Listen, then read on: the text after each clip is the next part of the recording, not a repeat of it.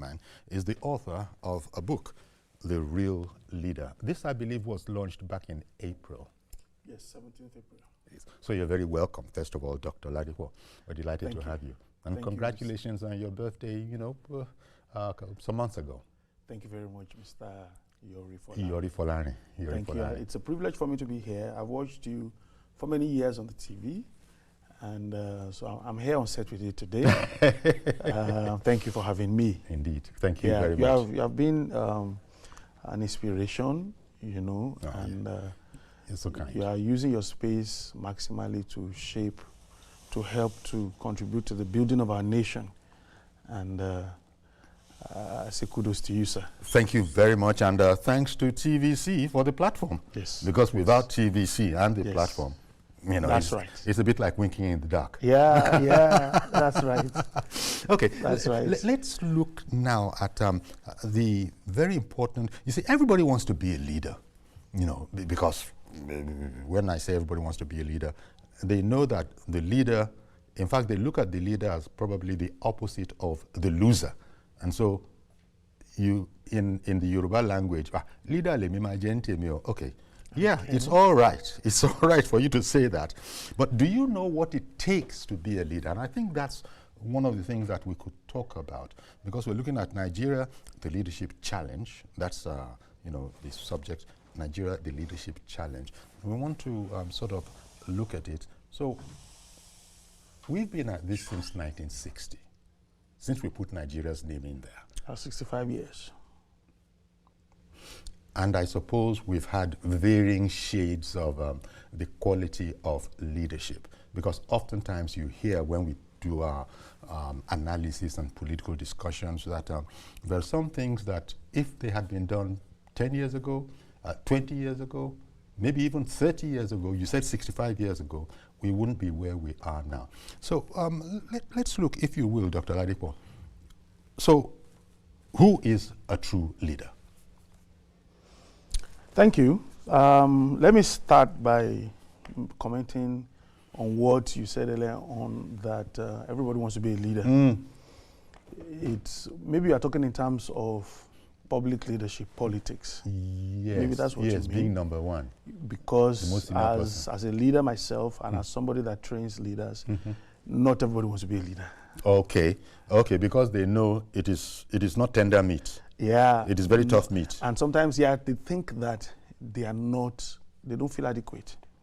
Okay. Many people think that they don't have what it takes. Because you're not bringing in the matter of skill. Once it begins to get to the matter of what it takes, there's a high skill component to leadership. Yeah, but there's a starting point for everybody. Okay. Dr. John Maxwell defined leadership as influence. Now, when you look at the meaning of that word influence, you will agree with me that everybody has influence. That means everybody is a leader. Everybody can be a leader. There are people that I have influence over.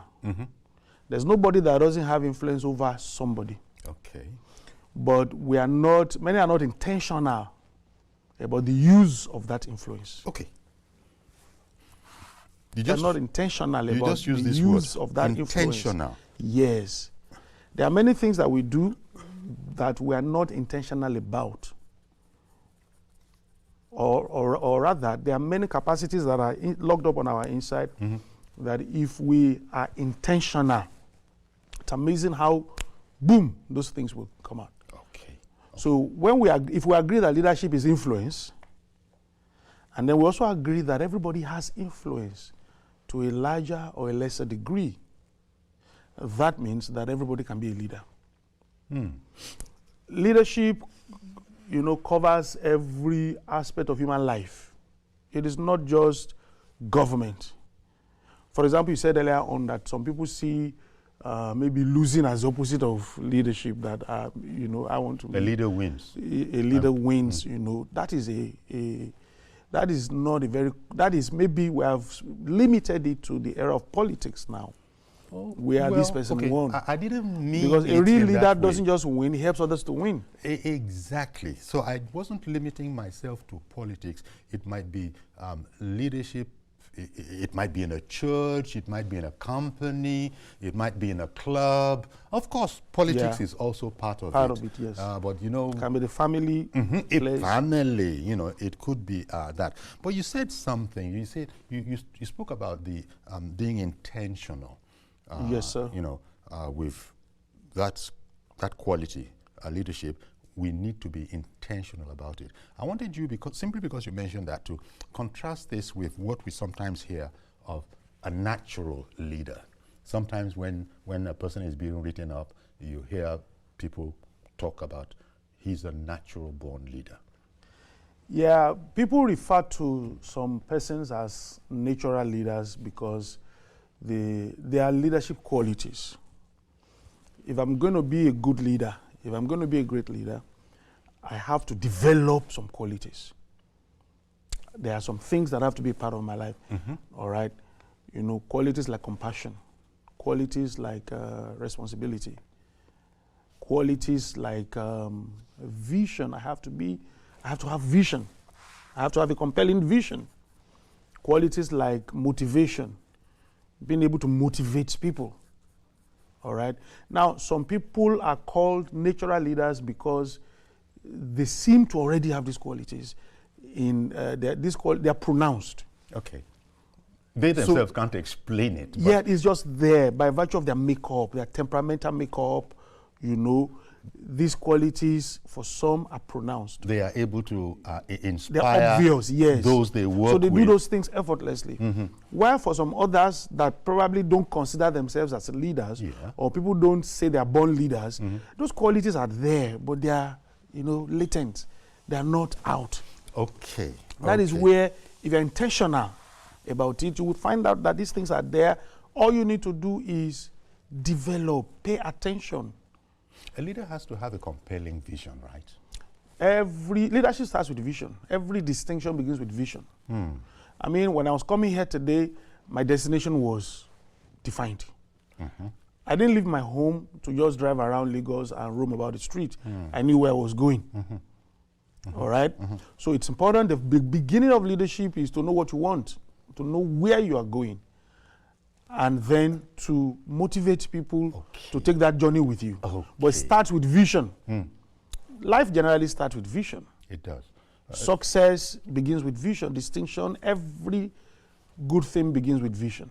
And every bad thing also begins with vision. So a leader, a good leader, a natural born leader, or a trained leader, whatever, he or she has to be able to inspire, motivate others to achieve a set or agreed goal, right? Yes. So if a person is not a people's person, for instance, there are some who are reticent, shy, modest, reserved. Those can still be leaders, or he's just going to have to learn the skill? Because I see that in other aspects of leadership, they must be able to communicate clearly. But what if you can't communicate for whatever reason? Maybe you're a shy person. Does that mean that you've not become a leader yet? No, no, it doesn't mean. Okay. It does. There are many qualities of leadership. Communication is one of them. So if you're not good in communication, it doesn't mean that you're not good in other areas. However, communication is a skill that can be learned. Okay. You can acquire communication skills. You know, there are training schools that teach you how to communicate, verbal communication, non-verbal communication, you know, being intentional about your use of words and all of those things. So there's nobody really has any excuse to not, you know, achieve his leadership potential on account of whatever perceived flaws or inadequacies exist in his or her life. All right. Once we have a commitment that, look, I'm going to be a real leader, I'm going to be a good leader, the next thing is to commit to learning. Okay. Okay. Leadership is skill. All right. And so if it's a skill, leadership is an art, leadership is a skill. If it's a skill, then skills can be learned. Skills are acquired. If you now bring what we've learned in this conversation so far, just a few minutes. Yes, sir. Can it therefore be said that some people don't seem to be Well, let me put it this way. If I take what you've defined partially, because I know that the more time you have, the more you will elaborate on it. Yes. But if we just take it from what we have now, in the political sphere, I'm not limiting myself to the political sphere, but in the political sphere, there are those who say some people are in the political sphere that don't have any business being in there in the first place. Many of them. So you see, this is a big challenge. This is a big challenge because it will ultimately affect anyone, whether it's in a club, whether it's in a company, whatever the unit is, and whether it is in politics. All of this, it can't work well for the groups that make up that entity that a leader is placed on top of. So what is the way out? In other climes, people are prepared for leadership, we hear. For example, let me just, the world famous British school. I wish I had something more local to make this example with. Eton College in the UK. Yeah. They say that is where they intentionally groom the leadership political leadership of tomorrow, and tomorrow could be 20 years from now. Yes. So do we have, because we're part of the universe, do we have such facilities ourselves? It doesn't have to be an Eton, which has been going on for, did they say 300-400 years as a school? Centuries, yeah. Something like that. Are there any African, we have wise leaders. We've had wise leaders in Africa. You look at Nyerere, you look at some of those people. Nelson Mandela. Thank you very much. Mwalimu, all those people. I don't know whether those ones are natural leaders or not, but do we have such clusters where we can learn leadership from? Yeah, at the moment, we don't, well, at the moment, in the public space, we have the Nigerian Institute of Policy and Strategic Studies in Kuru, in Jos, which is for people in public leadership at a certain level. At a certain level. All right? But my opinion is that if you get to that level before you begin to learn leadership, it's too late. It's too late. Because most of the people that get in there are probably in the mid-40s or in their 50s. Okay. They are already most likely formed. And once, like they say on the street, once fish gets dry, it's difficult to bend it. So whatever they're going to teach you at 50 in the National Institute of Policy and Strategic Studies, which is probably the highest public institution for manufacturing leaders for us in Nigeria here. You understand? Now, if I go there at 55, what am I? How flexible am I? How ready am I to unlearn, to relearn? To relearn. How ready am I? So if we wait till that time to teach leadership, we waited too late. So what do we do therefore? We start early. Leadership is something that starts, part of what we are advocating for example, we have a vision of setting up a university. We call it the RDO Leadership University. All right? We have that vision because leadership has to be taught right from the cradle. It starts in the home. It's not just the responsibility of the government. All right? It starts in the home. As a father. Sorry, thank you very much, sir. Yes. I'm going to come back and ask you something else I found out just preparing for the program. A true leader leads by example. So I'm going to come back. You're gonna break that down. But in the meantime, Mr. Joshua in Irewolide has called in, wants to join the program. Good morning to you, Mr. Joshua. Good morning. Thank you very much for calling in. Hello? Hello, I can hear you. Thank you very much for calling in. Good morning, and good morning to your guest. Yes, Dr. Ladipo. Nice topic. Dr. Ladipo. I wish you a successful week. Amen. Leadership is something I cherish so much, and I would like to nationalize it. Presently, we have a leader as the president of Nigeria. I want to use that example. That man is a leader, but unfortunately he's finding it difficult to navigate the tough terrain in Nigeria because he's dealing with followers. A leader needs other leaders because a leader grooms leaders, not followers. You see, the problem we have in Nigeria is that we focus on the theory of rather than the governance of leadership. So, for example, anybody that is going to lead this country and lead it successfully will either be a dictator or let me see, not clearly difficult because our people are trained so I'm afraid the quality of the line has gone bad. I'm afraid the quality of the line has, although we heard you right up until when I came into it, the quality of the line has gone real bad and muffled, and we might not be able to hear you well. So thank you very much for calling in, and we did hear what you did contribute. Now, Dr. Ladipo, yes, this sir. whole question of a true leader leads by example, demonstrating integrity and commitment to ethical conduct. There's a lot riding beyond leaders. A true leader, I found out, leads by example, demonstrating integrity and a commitment to ethical conduct. There's plenty in there. It's loaded. It's loaded because it begins to suggest to me that in as long as we're going the classical academic way, you can't really be said to be an example if you're not about to lead by example.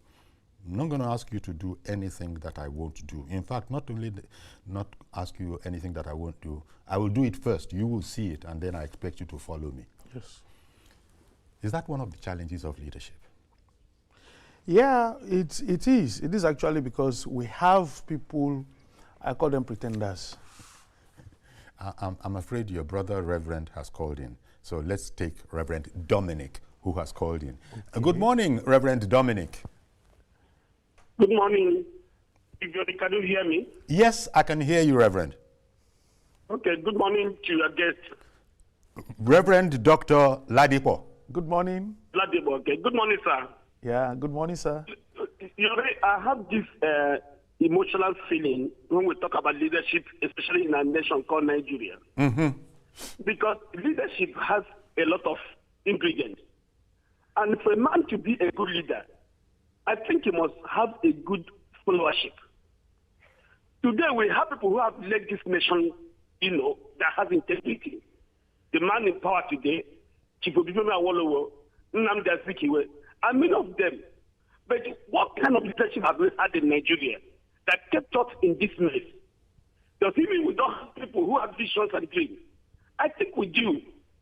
Every water we produce its own, fishes around it. I think there's a challenge here. I'm a pastor. I lead a little group of people. But what I understand that the people you lead can make you a bad leader or a good leader. I may be wrong or right. Because it's when you usher your visions, declare your visions and your dreams, somebody has to carry it through. The man in power today, for example, had good intentions, have laid down many policies. But you know that people who is going to carry out these policies, some of them sabotage this policy. So where do you go from there? I have a good friend, Sam Adeni, who always talk about leadership. Every time you talk about leadership, I look at ourselves. What kind of people are we? So we can provide good leadership.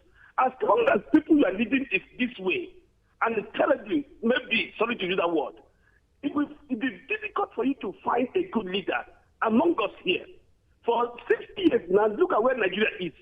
And we're having intellectuals who are proving themselves outside Nigeria. But how do we build a new leadership? When I look at Nigeria today education system, it looks hopeless. Have you gone to public schools? Have you even gone to Nigerian university? My daughter studied somewhere in Nigeria here. I went to that school one day. There were 500 students in one class. You're a pastor. For me to communicate to 500 audience, I know heavy equipment here we use. But this lecturer was shouting somewhere, and these students were playing somewhere. University, where we should bring role models. Our education system is horrible. Unless we go back to education system in Nigeria, we can never build a good leader.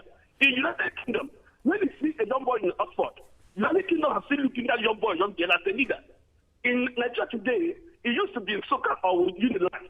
But all these schools are Ife. But all these schools have become the same. We have no place we can say today we're building leaders. We must go back to our education system. Okay. From primary school to secondary school to university. If we can get good leaders that can lead this nation. God bless Nigeria. Thank you very much, Reverend Dominic, for calling in. No doubt that must be, I'm guessing now, must be one of the factors motivating Dr. David Oladipo, to pen the real leader. The real leader, yes. Yeah. You heard all that your brother Reverend said there. In fact, he's not very enthusiastic because he seems to be a bit disappointed with the progress that has been made so far. From the tone of his voice. Yes. What would you respond to the leadership questions that he raises? Yeah, he has said the right thing. I mean, we cannot overemphasize the fact that we have that challenge. What are we doing about it? That is what we should discuss. All right, and one of the things that we try to, that we teach in the public space is that leadership begins with us. Okay. It is easy to look at the people in leadership. It is easy to look at other people and see what they are not doing well. But those people did not get there overnight. Those people did not get there suddenly, all right? And even if they got there suddenly, who were they before? You wouldn't become, if in your private life, in your private space, you are not getting leadership right. If you become the governor of your state, you will not suddenly become a good leader. Or for that you matter, cannot give what you don't have. Or for that matter, a councillor or a councillor, local government chairman. So it starts with us. Leadership, you can't give what if we are going to save Nigeria, if Nigeria will come out of the woods, all of us must accept responsibility. That we have a part to play. That we have a part to play. Okay, and what that... All of us must accept responsibility. Exactly, and yet we... I don't have to be in public office before I do what is right. I see people drink water, eat gala in traffic, and they throw the trash out. Discipline. That is not leadership. You don't have to be a commissioner to not do that. You don't have to be the president to not do that. Going back to what I think Reverend Dominic it was who brought that an aspect of that up, because he was saying that the leader is fine, but what is the followership like? Leaders come from among the people. I mean, it's not... And the people must have this utmost respect for the leader, I imagine. Otherwise, there will be questions of followership. Yeah, leaders come to start with. If you are not a good follower, you are not going to be a good leader. If you are not a good follower, you will not make a good leader. So it starts with, who am I? What are my values? What are my principles? Before I get into, there's leadership in my private life. How am I handling that? Okay. My success at that will determine my success when I come into public office. Okay. All the people, many people that come into public office, that, I mean, they just find themselves thrust out into that place, all right? The interrogation should be, what have they done in the private? And I'm not talking about what they've done in terms of success, in terms of the businesses they have built. We're talking about although that could be part of it. It could be part of it, because, I mean, I've seen many governors who were very successful people in the private life, but in office, it's rubbish. Okay, one moment, sir. Mr. George in Ikeja, apologies for keeping you waiting, but please go ahead now. Good morning, Uncle Yori, and good morning to the guest. Good morning. Good morning, sir. Yes, Dr. Oladipo. Uncle Yori, the subject of the day is a very wide one. Very wide. The leadership is an innate ability. It's an ability granted to the soul, which it can apply in several facets of human activity. That leadership comes from wisdom And the leader receives from above the ideas and ways to manage human and material resources. But I'm sure that the one that we are discussing this morning is about political governance. I'm sure that is the most popular one people want to know. It's the same principle. So when you find a leader in political governance, first of all, he must have the gift.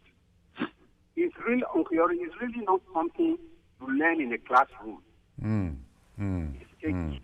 If you enter an office, but people go to leadership schools. Yes, leadership ability is a gift. It's an innate gift. Okay. It's not something you gain from the classroom. You must get that one right. Okay. If you enter an office, for example, and you watch carefully about the operations of a given office, you might discover that the actual person that is leading the activity is a messenger there. Judging from how he coordinates things, his assignments, and all the rest. If that person is not around, that work sort of makes or waits until he comes. Yes, he is not the leader, he is not the most senior in that office. So what we are saying in terms of political governance is what is the ability of the person in charge of the political governance to perceive the right way to apply this political wisdom, this wisdom of leadership into politics. Not everybody has it. All right, then. That is what I see in the current president. I have been saying on this program, sooner than later, people will get to know what I am saying. He's gifted for it. And if you see the way he's applying it into what he's doing, you will see that it's a unique pattern. They are not necessarily popular, because that's not, in most cases, that is not how people expected it to be. But he sees it better because he hears it. He has a vision. From guidance. We've talked about vision. It's like that. Leadership will work well. But any leadership that is not in that direction will fail. Whether it's in family, whether it's in associations, whether it's in a professional body, that is why we are having challenges. Until the truth is known and we apply the right principle, I'm afraid we may not be able to move forward. Good morning. Thank you very much, Mr. George, for calling in. In case you wanted to react to any part of that, let me just take a quick break so that I won't need to interrupt you. So do please stay with us. We'll be right back.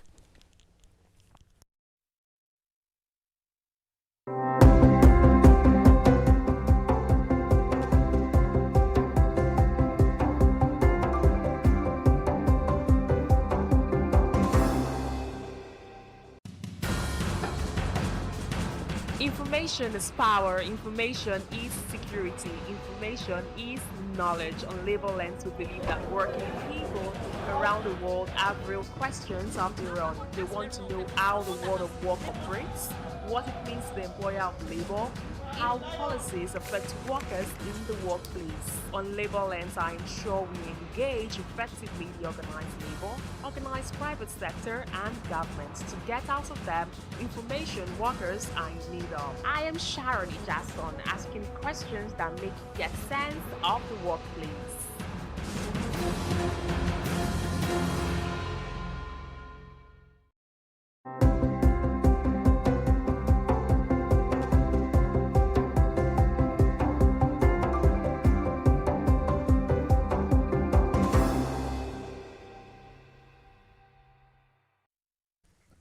Hello, thank you very much for staying with us and indeed for joining us if you've just arrived. In fact, you've arrived to hear Kesandu in Oweri's contribution to the program. Good morning, Mr. Kesandu. Good morning, sir. Go ahead, please. Good morning, Uncle Yuri, and good morning, Doc. Good morning. Morning, sir. Yes, Happy New Week, sir. Thank you. I want to sincerely appreciate this topic that was brought up this morning. It is very crucial because it has affected everything that we're doing, homes, politics, and everything. God bless you. So I want to go straight to the issue of Leadership Institute. You see why it is as if it's not working in Nigeria. Most of our political office holders or leaders, in quotes, what they go there to do is to just add that to their CV. But in practical terms, you see somebody that has gone through the tutelage of some of these leadership institutes and can't even practicalize the basics. It becomes a problem. And that's why some people will not be like, why would I even go there? If this man who went through this place could not deliver the basics when it comes to leadership in every sector. Secondly, sir, the problem we have in this country, it has been, everybody can agree with me that it's about leadership. Let me take for instance, if a president passes his convoy in the present situation we have found ourselves, how terrible and how tough the country is, has over 50 cars in his convoy, and still comes out to tell Nigerians, please don't worry, everything will be fine. Is that leadership? The answer is no. So what we're saying is, we Nigerian people, the Nigerian leaders, we even think that is why it's as if it is difficult to impact this leadership on other people. Because the people in the aim of affairs, that is the best way to do leadership. It has to be practicalized. It has to come from self. Over 42 years, someone was governor in Imo State. But still, people are still remembering what he has done. Where even in the current democratic setting, no one has come close to this among backward. So what we're saying is that people should learn how to be responsible as leaders. Any Nigeria is very possible. God bless Nigeria. Thank you very much, Kezandu. Appreciate your call. Okay, so I'll let you catch up now. There are about two, this one, and if you recall, the one before it. Yeah, I mean, it's something to be very, very passionate about, all right? But the earlier speaker, before we went on break. Okay, that was George, I think. Yeah, he said leadership is innate, you're born with it. But well, I think he was bringing some spiritual dimensions I didn't want to say he that. He was bringing some spiritual I didn't want to say that. To it. But if you understand that leadership is a skill, skills are learned. That is why we don't rule anybody out. There's nobody, I mean, there are people that are doing... As a candidate for leadership for leadership. Okay, to learn to you be don't a leader. rule anybody out. We all have the potential for it. Okay. Once the potential is there, what we need to do is submit ourselves to the rigors of developing, the process of developing the potentials. Anyone that really wants, I mean, we don't, because when you say it's innate, that means some people have it, some people don't have it. Like we said earlier on, some people are called natural born leaders because it looks like the thing is obvious. But there are some other people in whom these things are not obvious, but they are there at the same time. And if these people have people that help to cultivate, help them to identify. For example, leaders are like eagles. Eagles, I mean, leaders have eagle eyes. All right, as a leader, I can look at people. This goes back to vision again. It goes back to vision. Leaders so they must have a very clear see in people vision. What they don't see in themselves. Leaders see in people what those people don't see in themselves. When you tell them you can do this, they tell you, no, I can't do that. But eventually, they find out that, wow, you were right. But they never knew that thing was there. So does leadership work by persuasion or sometimes by coercion? And I ask this against the backdrop of the world figure, I think he's well known, Lee Kuan Yew, back in Singapore. There's a lot that was going on, but it was satisfactory for him, his colleagues, and his people. But not all of it was what we understand as democratic. But he was known to be a thinker, and his country followed him respectfully, passionately, and they sort of believed that he knew what he was talking about. That takes a lot of doing, doesn't it, for people to be ready to follow you here? Because somebody has spoken about the followership. I think it was Kezandu, I'm not sure, who said that leadership is one thing, followership unko. Yeah, it was in response to that. That was why I said earlier on that everybody has to accept responsibility. If Nigeria is going to work, it is not just President Bola Ahmed Tinubu. We all have a role to play. We all have our work cut out for us, but we must be ready. I mean, there are many people who are not ready to do things, but they just complain and all of that. We must accept, all right? But you just said that as a father. You've said that a leader must have strong vision. Yes. He must have a strong vision. A leader must be able to communicate it. And yes, and impart this whole idea to those who are around him, a.k.a. the followers, who will then follow him. Yes. Talking about Singapore, Lee Kuan Yew was somebody that we call a benevolent dictator. Yes. He was referred to as a benevolent. He didn't run a democracy. No. It was dictatorship. All right. And of course, his country was the better for it. It wasn't everybody in the country that liked his style. There were opponents. He had opponents. He had opposition. But you see, if you read what I've put in this book, I'm going to explain briefly if you give me the time. Okay. All right. You're talking about the book, The Real Leader. Who is a real leader? That word "real," if we say we have a real leader, that presupposes that we have the fake. If they tell you this thing is original, that means there's a counterfeit somewhere. All right. So if we're talking about being a real leader, that means they are fake leaders. How do you know a real leader?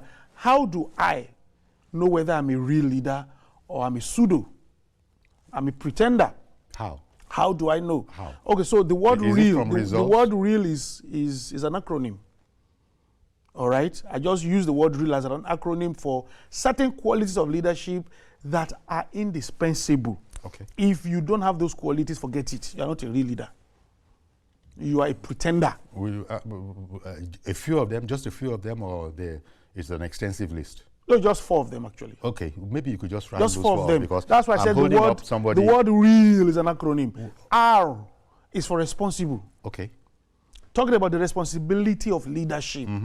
I mean, we have seen in our country, people step into leadership, maybe public leadership now, for example, but you don't see that sense of responsibility.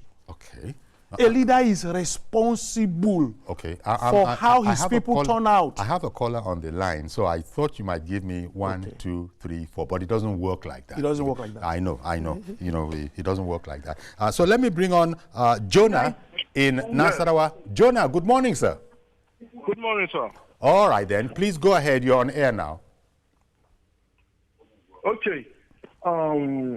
I will say this is amazing. The program is actually an amazing one, which I will say for the very first time following up this program, following up TVC, this is the first time I've concentrated on the program and I got so interested on. Wow. Leadership to me.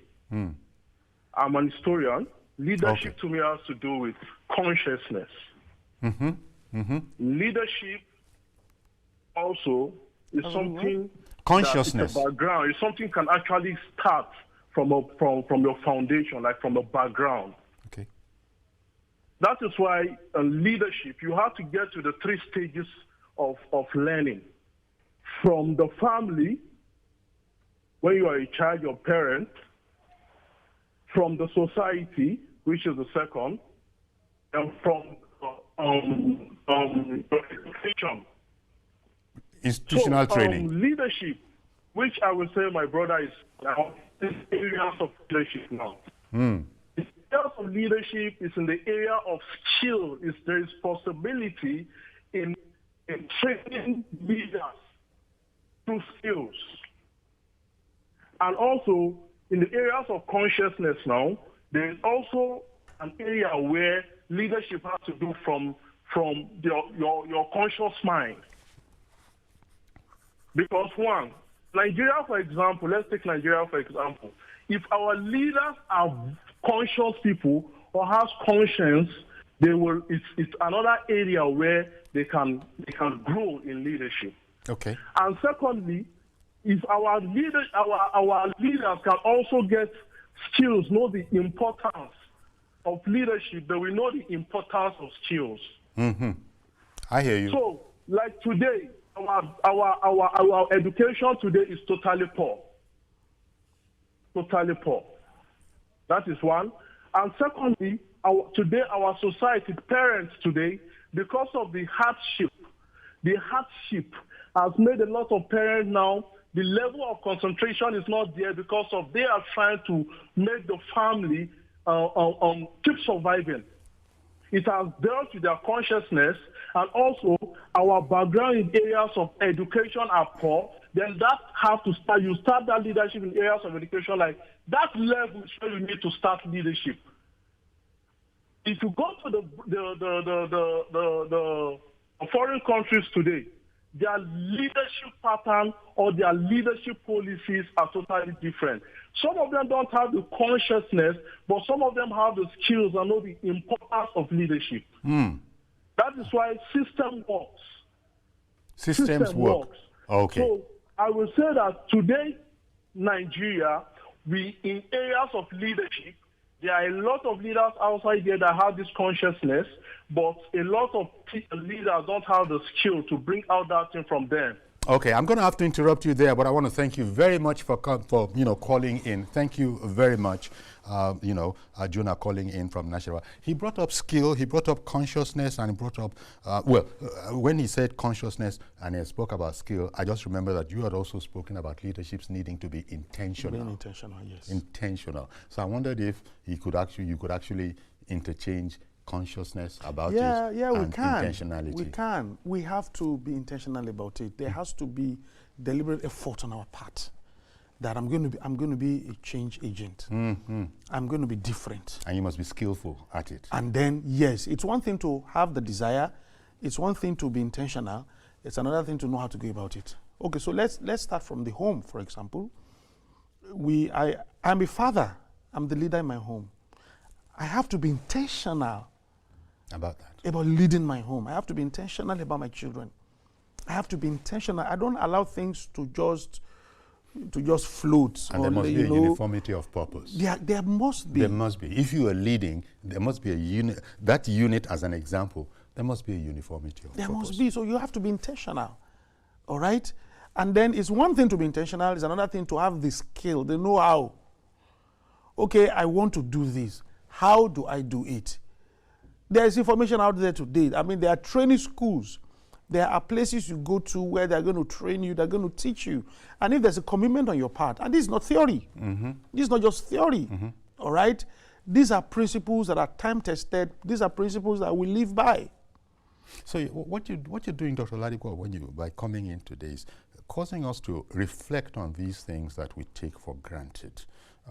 We just take for granted that a person grows, he becomes older, and perchance he just might arrive at an age where with some luck he just coincides with somebody and then he finds himself as a leader somewhere. Well, that's a different aspect altogether. No, that's not how we live our lives. We don't live our lives we live by design. Well, we should. We don't live accidentally. We should. Yeah. We should live our lives by design. We should live our lives by design. Mazi Okoroafo, good morning to you, sir. Good morning, Sayori. Good morning, Nigerian. Mazi Okoroafo from Sayori, you see, when we talk about leadership, there are tribes in this country, Igbo, outside Yoruba. The North have taken their own share. Now is the turn for the West. When they finish West for 8 years, the pendulum should also move down to leadership to Eastern Nigeria. That is what we call an entity. That's what we call unity. A situation whereby somebody or some people sit down and say it is their turn. It is nobody's turn. And people should know that this power we see, it is God that gives you.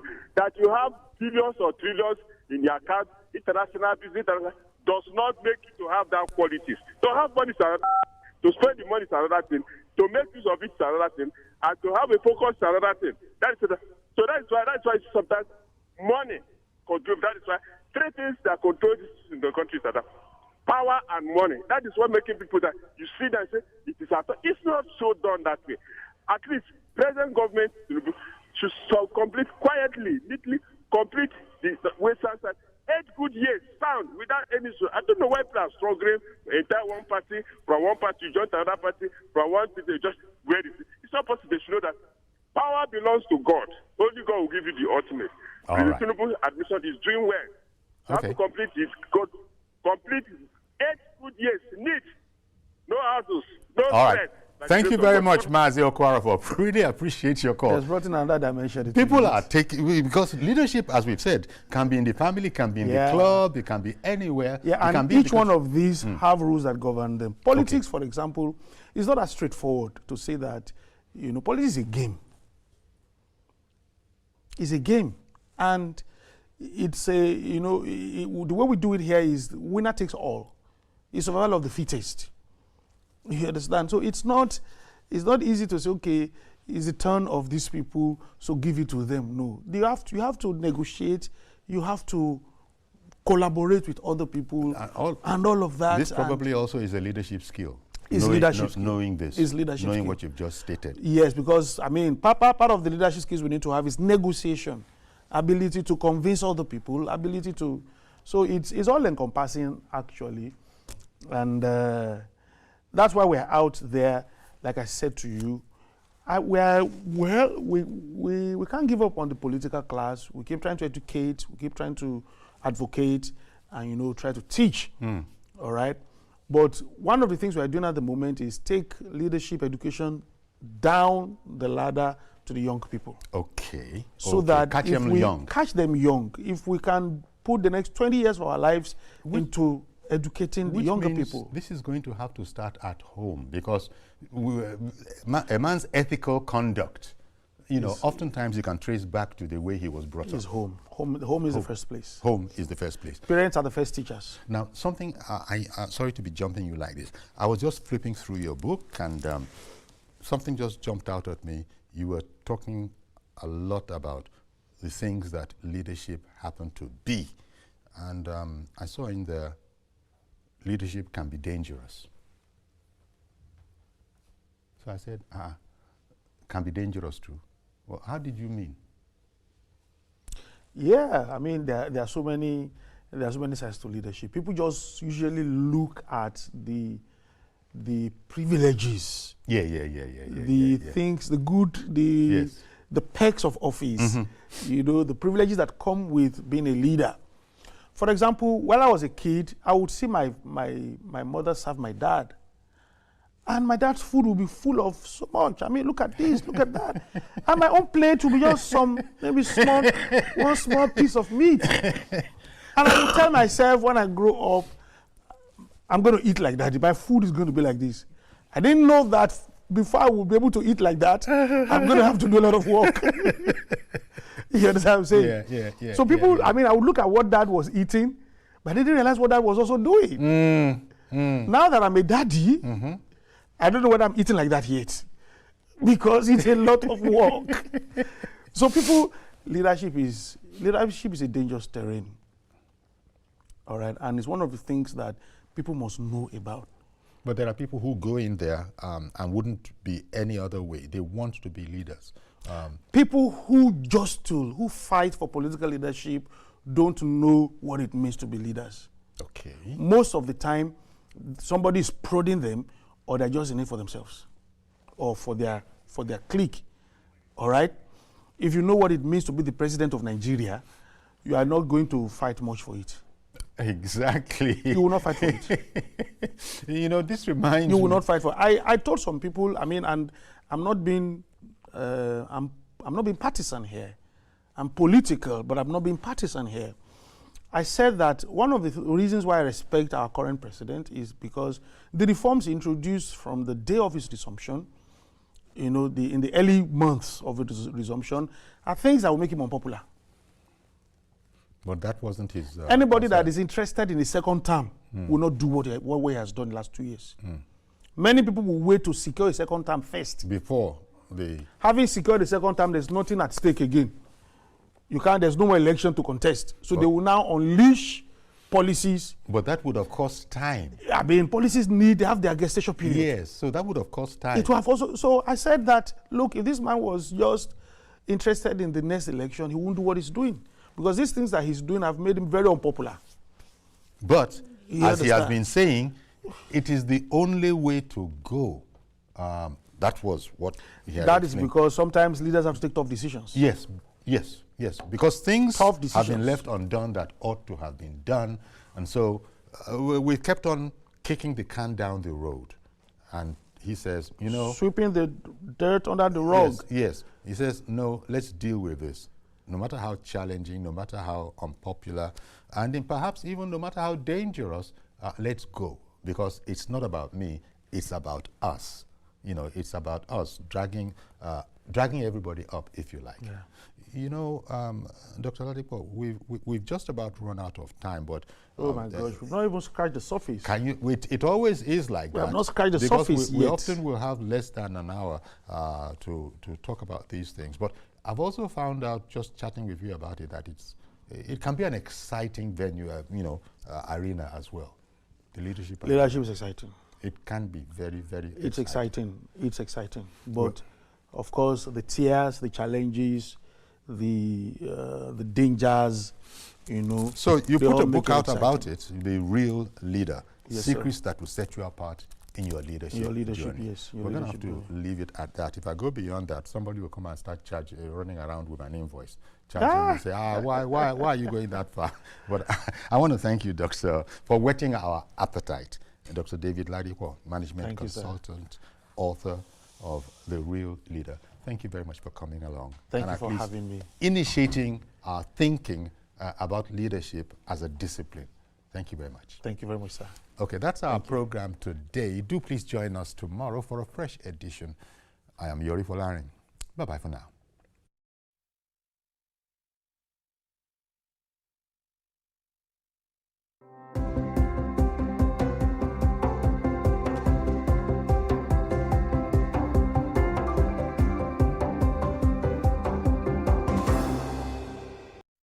Following is a paid presentation by ShopX TV. Are you ready for a clearance sale deal that will transform your kitchen? Tired of spending endless hours in the kitchen, struggling with bulky appliances? Cooking should be a delight, not a chore. Tired of messy cleanups from kitchen tools that never seem to perform as expected? Do you wish there was a single solution to handle all your blending, chopping, and grinding needs? Introducing the CookX 4-in-1 Blender, the ultimate kitchen tool to revolutionize your cooking. It's a food processor, mixer, grinder, and blender. All in one, the incredible CookX 4-in-1 Blender comes with 3 versatile cup sizes, each tailored to handle a specific task perfectly. The CookX 4-in-1 Blender elevates your cooking, allowing you to effortlessly create truly smooth smoothies. No more stopping, stirring, or straining. Just smooth, consistent results every time. This adaptable blender includes 3 convenient cup sizes, each designed for specific tasks to simplify your life. The 650 milliliter cup, the 450 milliliter cup, the 1.8 liter cup. Additionally, the CookX 4-in-1 Blender features a convenient filter, allowing you to create smooth, pulp-free juices. The secret of the CookX Blender lies in its 800-watt motor, combined with a precision extractor blade, providing the power to transform ordinary foods into extraordinary dishes. And with multiple speeds, you get complete control over any recipe you create. Savory stews, delicious egusi in just 10 to 30 seconds, perfectly blended beans for a kara or moi moi in 1 to 3 minutes, and everything in between. The CookX 4-in-1 Blender has been a game changer for me. It takes the hassle out of meal prep and lets me whip up healthy treats for my family in no time. The CookX 4-in-1 Blender is the only blender I use in my kitchen. Its variable speed control lets me achieve the exact texture I need for each dish. The CookX 4-in-1 Blender is now available exclusively on ShopX TV. For a limited time, we're offering an exclusive clearance sale price with up to 50% off. Typically, you might pay up to 350,000 naira for a blender that doesn't even break down and pulverize stems, seeds, and skins. But call now and get the CookX 4-in-1 Blender. Not for 250,000 naira, not even for 200,000 naira, but just 100,000 naira only. That's a saving of over 120,000 naira. Incredible! And that's not all. Call the number on your screen now or scan the QR code to order the CookX 4-in-1 Blender, and we'll also deliver the CookX 4-in-1 Blender to your door for free. But hurry, this clearance sale deal is for a limited time only. Stock is running out fast, so don't miss this opportunity to upgrade your kitchen at an unbeatable price. Proceeding is a paid presentation by ShopX TV. In a world where news never sleeps, we're taking a giant leap into the future. We at TVC Communications are proud to introduce a new era in news broadcasting. But first, let me introduce my special friend, Olamide AI. Hi, Olamide Human. Is it time to come out yet? Yes, indeed it is. And you can bring your friends along. Meet our new AI anchors, speaking your language and sharing your stories. From English, good day. These are the news headlines, to Pidgin. Better country people, on a good evening. Yoruba. Ekaro, Ekodede Asikoyi, Shedadalabayi. Igbo. Ndewo, Auto Innovation. Ahambu Obada Samson Ejuro. And Hausa. Mutane na sanar da zuwa, sunana Rakia Abdulkarim kuma kana kallon TVC News. We are bringing the news closer to you. Faster, smarter, and always reliable. And together, we are shaping the future of news for every Nigerian, everywhere. Innovation, connection, and trust. The future of news is here. TVC News, first with breaking news. And now first in Nigeria with AI news anchors. At TVC News, wherever the big news story is happening, we're geared up to break it. TVC News, first with breaking news.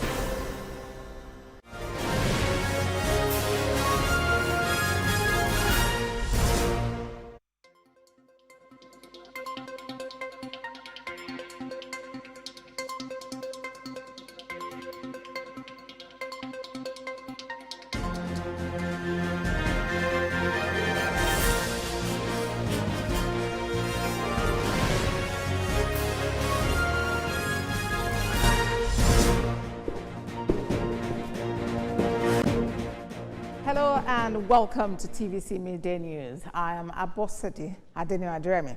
We'll start off with judicial matters where 5 defendants suspected to have carried out the 5th of June 2022 terrorist attack at St. Francis Catholic Church, Owo, in Ondo State, have pleaded not guilty to the charges. The defendants were arraigned before Justice Emeka Nwite of the Federal High Court, Abuja, by the federal government. After the defendants had taken their plea, the prosecution counsel prayed the court that they be remanded in the custody of the Department of State Services, pending the commencement of their trial. The defendants' counsel did not object, but prayed to instruct the DSS to allow them access to their client and family members.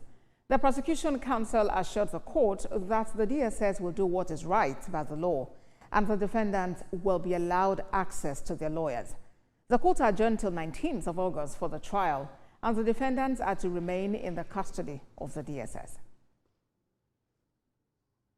Well, let's speak with my colleague now who's been monitoring this development, Celestina Area, who joins me on the news now. Celestina, 3 whole years have passed since that unfortunate incident in Owo. Tell us more about the process that culminated in the suspect arraignment today. Well, about today, before I go into that, let me jog our memory a bit as to what transpired on the 5th of June 2022 that led to the death of about 40 persons and left about 100 people injured. I will recall June 5th, 2022 was the first Sunday of the month, and on a Sunday, we know the Christians go to fellowship, go to their various churches, and this particular church is a Catholic church in Owo, St. Francis. It was a day to celebrate and be happy. It was the first Sunday of the month, but little did they know that that day would take an unexpected turn. And it was about 11:30 where the incident happened that led to the death of 40 people. And these suspects today were accused of using IEDs and AK-47 to allegedly carry out the attack of that day. And the state was thrown into mourning. It was a black day for people in Owo, in Ondo State. But the federal government had promised that justice will be served and the perpetrators will be brought to justice.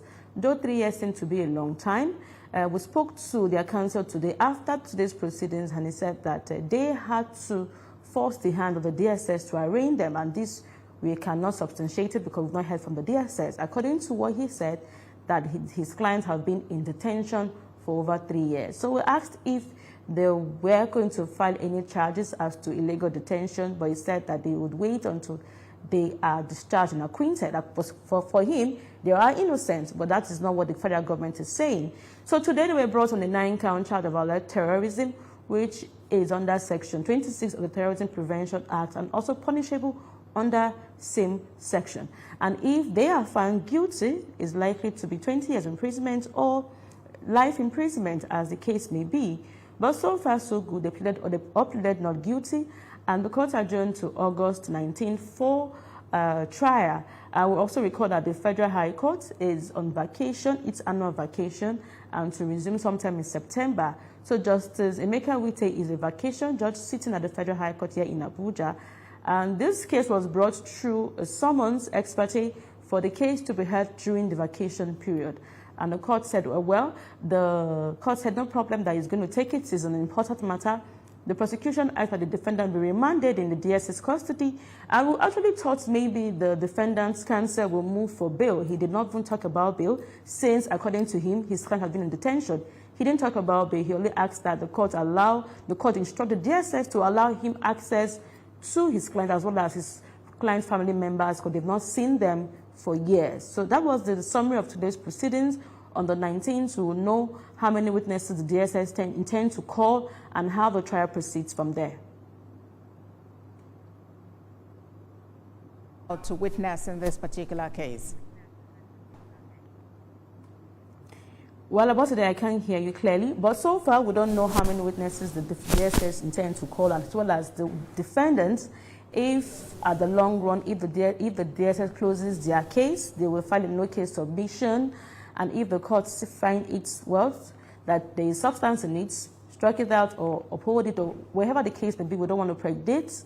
So, but usually these trials like this, because of the ACJA, which is the Administrative Criminal Justice Act, they've taken expedited proceedings, unlike before where we have trial of this nature taking years before justice is served or judgment is delivered. So come on the 19th of August, we'll have more details as to how the trial will proceed. Celestina Area for us in Abuja. Thank you very much, Celestina. Let's move on from there now. The Socioeconomic Rights and Accountability Project, SERAP, and the Nigerian Guild of Editors, NGE, have dragged Niger State Governor Umar Bago and the National Broadcasting Commission to court over alleged intimidation of Minna-based Badegi FM. Governor Bago is accused of ordering security operatives to seal the station, threatening to revoke its license, demolish its premises, and profile its owner, Shuaibu Badegi. In the suit filed on Friday, SERAP and NGE are asking the court to declare that the NBC has a legal duty to protect Badegi FM and other broadcasters from such actions. They are also seeking a perpetual injunction restraining the governor and NBC from harassing or shutting down the station. The plaintiffs argue the threats are unlawful, violate press freedom, and that allegations of inciting violence against Badegi FM are vague and unsubstantiated. In another development, the Nigeria Immigration Service in Lagos State has received 143 foreign nationals who have just concluded their jail terms at the Nigerian Correctional Service. The former offenders who were jailed for cyber terrorism and other cyber crimes were received at the Service Zonal Command in Lagos State. They include 97 Chinese, 40 Philippines, 2 Indonesians, 2 Kyrgyz from Kyrgyzstan, 1 Pakistani, and 1 Malaysian, consisting of 91 males and 52 females between the ages of 18 and 45. According to the Assistant Comptroller General in charge of the Zone A Command, Echefula Manugwa, the Comptroller General of the Immigration Service, Keminanda, has ordered that the ex-offenders be repatriated to their various countries after proper profiling. He reiterated the service's commitment to zero tolerance for crimes, criminality, and all forms of irregular migration. Also present at the handover was the Comptroller of the Lagos Command, Muhammad Akadri, and other senior officers of the Nigerian Correctional Service. Let's turn attention to Ekiti State, where the Governor, Biodun Yebanji, has announced the dissolution of the State Executive Council with immediate effect. In a statement by Secretary to the State Government, Habibat Adubiaro, the Governor asked the affected commissioners and special advisors to hand over to the Permanent Secretary or the most senior civil servant in their respective ministries, departments, and agencies. Governor Yebanji thanked the affected members of the State Executive Council and wished them success in their future endeavors. He explains that the dissolution does not affect the State Attorney General and Commissioner for Justice, Commissioner for Health and Human Services, Commissioner for Education, Agriculture and Food Security, Commissioner for Works and Commissioner for Trade, Investment, Industry and Cooperatives, and some special advisors. Also, all Directors General who are members of the State Executive Council are to retain their positions. Away from that, in Imo State, the devastating impact of erosion is raising concerns in rural communities of Idiato, where some areas have already been cut off by the growing natural disaster. At a press conference in Owerri, the lawmaker representing Idiato Federal Constituency, Ikenga Gochinyere, condemned the worsening ecological conditions and called for urgent intervention. Senior reporter Prince Uba has more. This latest call by the federal lawmaker adds to the growing concerns over environmental degradation across parts of Nigeria, with erosion, flooding and deforestation threatening rural communities and displacing residents. In Idato, Imo State, the ecological situation is fast deteriorating. Roads, farmlands and entire communities are being consumed by gully erosion.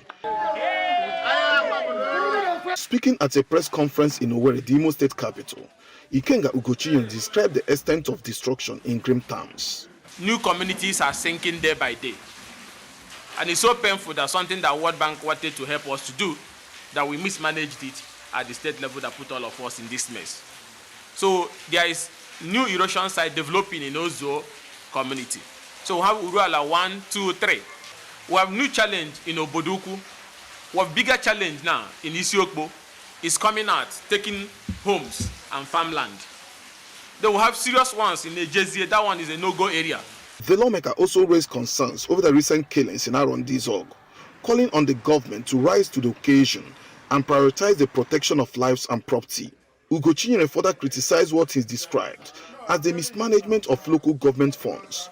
Resources, he says, could have mitigated the current challenges if properly used. But the local government chairman of Idato South, Ukechukwu Okwara, dismissed the allegation. There's no way that a local government will receive 400 million plus from the Ministry of Finance. And then when you go to our local government, the two of them, they can't even cut their grass. They can't even put paracetamol in any of the health centers. They can't even do covert. Is this something that we should condemn or be scared to talk about because of anybody? No. No. The world must know. People of this local government, they are very happy with what we are doing because they can see things themselves. And because I'm a grassroots-based chairman, I live in the village. So I'm with the people every day. And they're happy with our activities, and they've seen that we are working for them with the money that is coming to Idato South. If you look at this document, you can see it here. This is shortlisted companies for the construction and renovation of primary schools buildings in Idato South local government. The lawmaker is calling for the immediate release and deployment of emergency ecological funds and for relevant government agencies to take swift, coordinated action to halt the destruction and bring relief to affected communities. Prince Oba, TVC News, Owerri. Elsewhere, Chairman of the All Progressives Congress in Kebbi State, Abubakar Zero, is calling on lawmakers to listen to the yearnings of their people and contribute to societal growth. He made this call during an empowerment program organized by House of Assembly member representing Surubagudo, Bello Kaoje. Mr. Kaoje, while unveiling the Community Care Giveaway initiative, pointed out that the program aims to enhance agricultural productivity and improve household food security across Suru and Bagudo local government areas. Governor Nasir Idris, who flagged off the event, commended the lawmaker for his consistent support to his constituents and warned the beneficiaries against selling their distributed materials, stressing that the farm inputs must be used strictly for agricultural purposes. Let's remember House of Reps, State Assembly, both commissioners, we are calling on them, let them come and help people. The more they get, let them go home and assist their people. We don't know any party who's called ADC in Kebbi State. Only what I know, we only have APC, and there's those small party, that's PDP. But for as of now, there's not any party in Kebbi which we know by name by ADC. At all times, we call for this kind of program I always remember God and the good call of Governor Nasir Idris, where he always advised me to always do good for the people of my constituency, and we thank God today.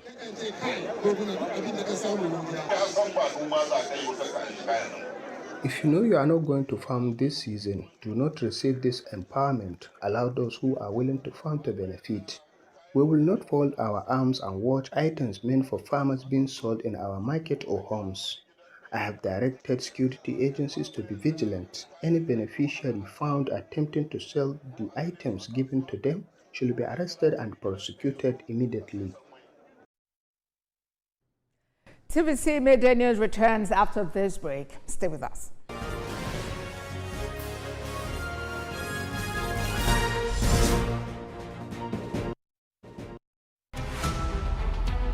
Every major news story is with many perspectives and layered with different levels of impact.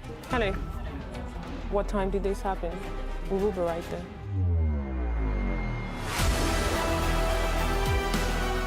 At TVC News, we follow the big and major news, gathering the facts, witnessing the outcome. I am here live at the aftermath of the approval of the new national minimum wage. We are TV station of the year, not just for breaking news, but for being first, fair and accurate. TVC News, first with breaking news.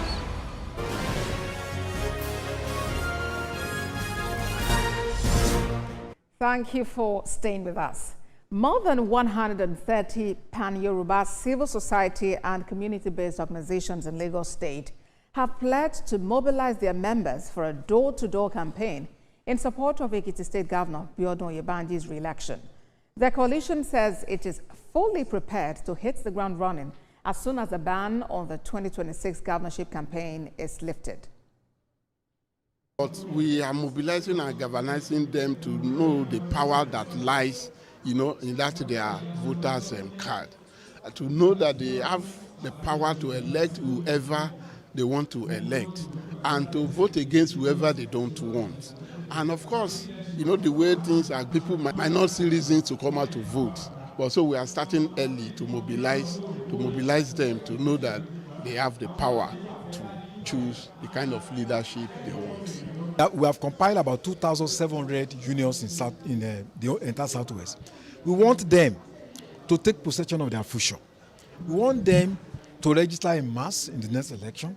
We want them to be able to guide their votes. We want them to be able to defend their votes. We want their votes to count.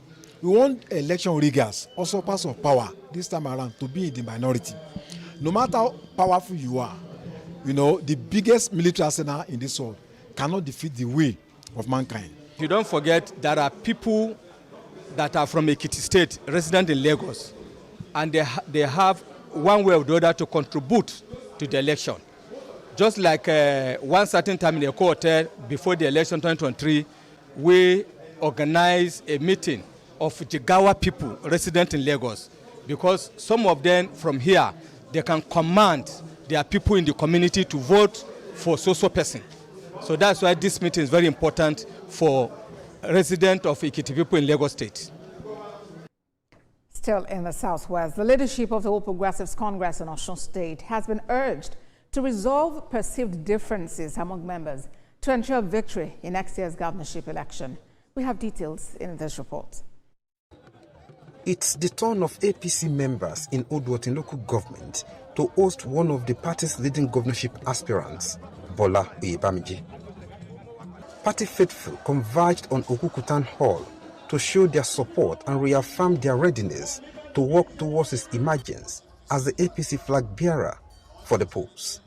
This is a project that they have embraced, and we will speak with one voice during the primaries, and you can be sure it is still that same voice we will speak with this time next year. So you can expect that what we have here is 100% loyalty to him. Amba is our choice. We don't have any other person contesting with him. I can assure you, it's going to be a landslide. They believe that Bola Oyebamiji has the capacity to transform Osun's economy from its present state. The state of Osun at the moment requires a significant financial operation, and as such, you actually need somebody who is not only capable but competent, that has sound financial wizardry to be able to turn around the financial fortune of the state. I mean, everybody can say that we're in a ruthless economy. We have nothing to show for it. We have zero foreign investment in the last 3 years. A former deputy chief of staff to ex-governor Adigboyega Oyetola, Abdullahi Binuyo, appealed to the party leadership to ensure a candidate with the widest support base is fielded for the election. My advice to the leadership of the party is we find a way to resolve the differences which obviously exist in the party, find a way to put all of us behind a candidate that has demonstrated capacity to lead. I'm not missing what the candidate is, Asiwaju Bola Oyebamiji. He has demonstrated capacity over the years, and we are certain that with a united front, APC shall carry the day. The governorship aspirant, Bola Oyebamiji, expressed delight at the large turnout, urging members to continue supporting the administration of President Bola Tinubu. Rafiu Hamid, TVC News, Okuku, Osun State. To enhance safety and security in Akure, the chairman of Akure South Local Government Area, Gbenga Fashua, has announced full registration of all motorcycles and tricycles. Mr. Fashua made the statement during the unveiling of a fleet of electric tricycles and motorcycles in the NEPA area of Akure. He emphasized that security is a collective responsibility, and registering motorcycles and other transportation modes is essential for easy identification. Mr. Fashua added that the introduction of electric tricycles and motorcycles aims to reduce daily transportation costs in the state capital. He highlighted that these vehicles alleviate the need for frequent visits to filling stations and mechanics, ultimately saving costs for users.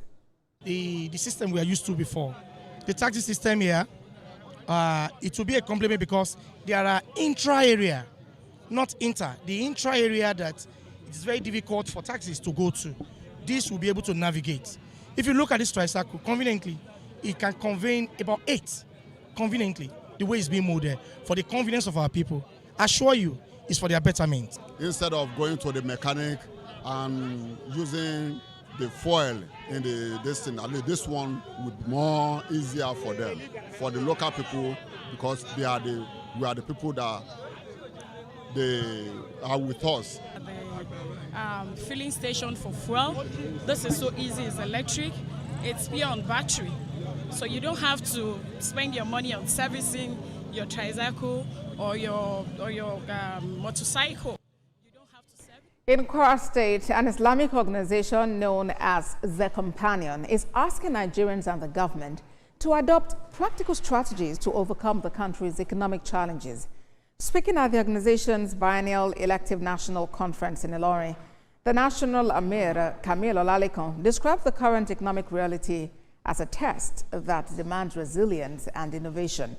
He advised businesses to explore agriculture, technology, and services, while individuals should acquire new skills, embrace innovation, diversify income sources, and practice sound financial management. This occasion also provides an opportunity to call on government at all levels to prioritize the welfare and well-being of Nigerian citizens over and above all considerations. In formulating public policy in agriculture, education, security, and medical services deserve topmost attention.